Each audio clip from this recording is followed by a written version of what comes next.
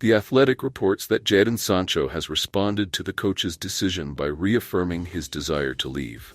The 24-year-old player also drew attention by being absent throughout the match, where the injured pair Rasmus Højlund and Lenny Yoro were present to watch alongside Thomas Heaton.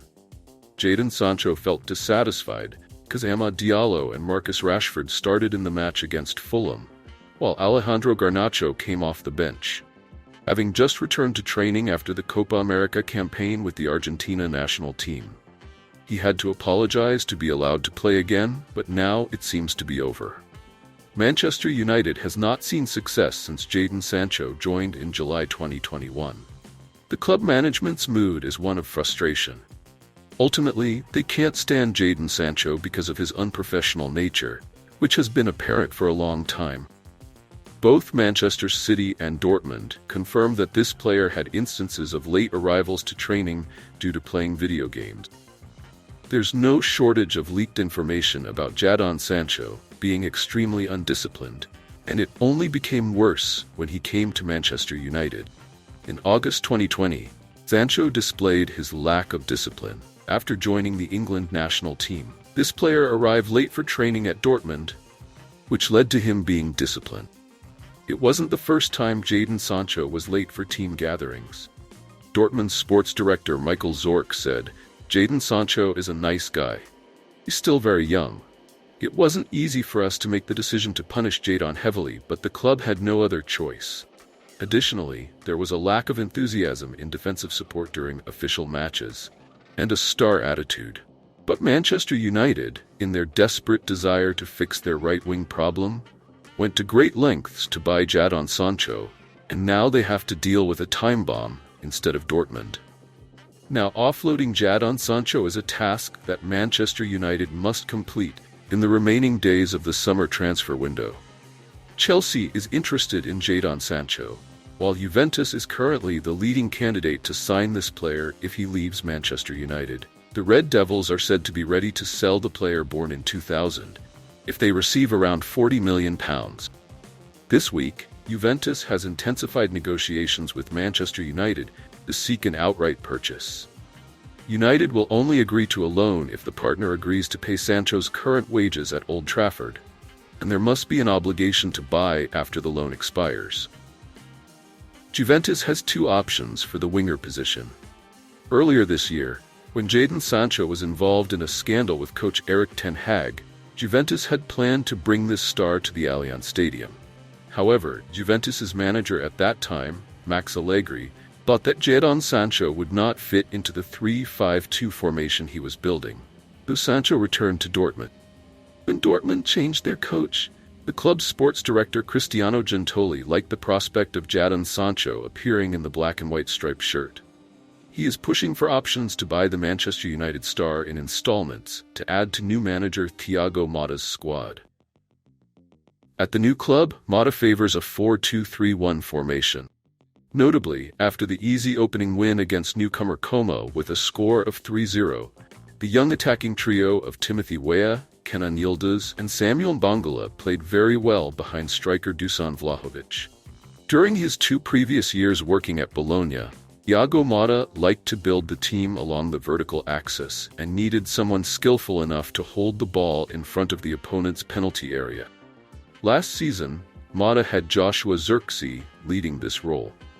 Although Zirkzee was good with the ball, he was still a striker and couldn't always stay outside the penalty area.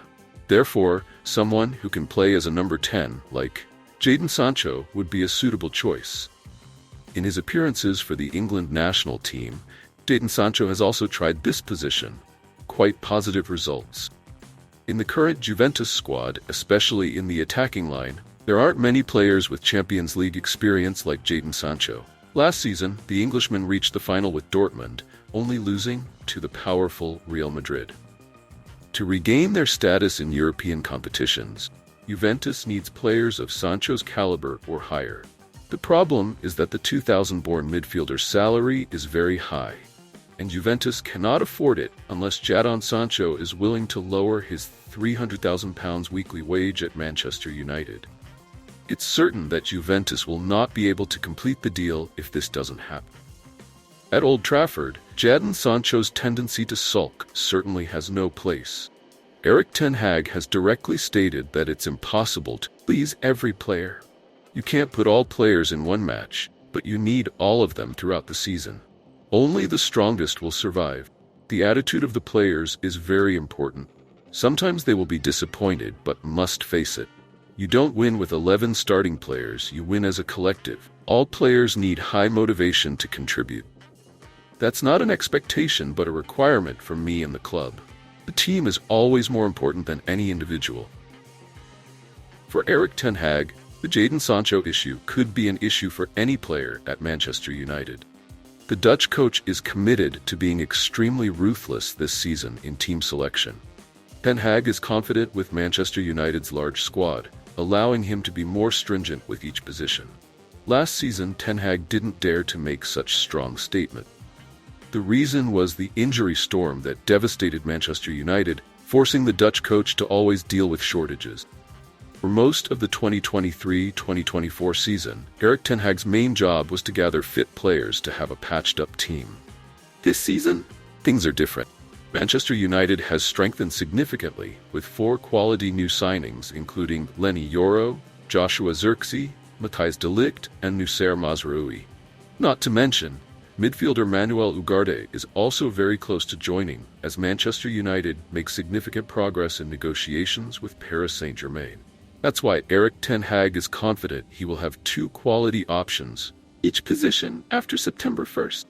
However, the reality is that Erik ten Hag hasn't formed a definite lineup yet. Only 3 positions, Andre Onana, Kobbie Mainoo, and Bruno Fernandes, are untouchable in Manchester United's lineup. The remaining positions are not entirely reliable due to poor form or potential injury risks.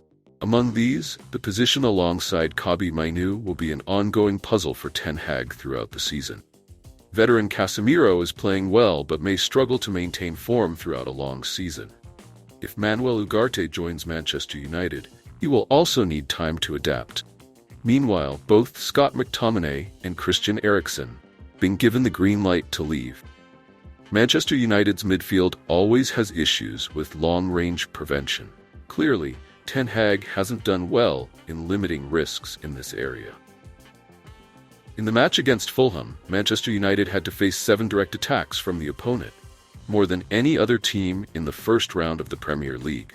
Or to put it more accurately, all 3 lines of Manchester United have yet to bring high confidence. If the coach makes firm statements about being ready to remove anyone from the starting lineup, it also implies a sense of unease from the Manchester United head coach when no one inspires his absolute trust.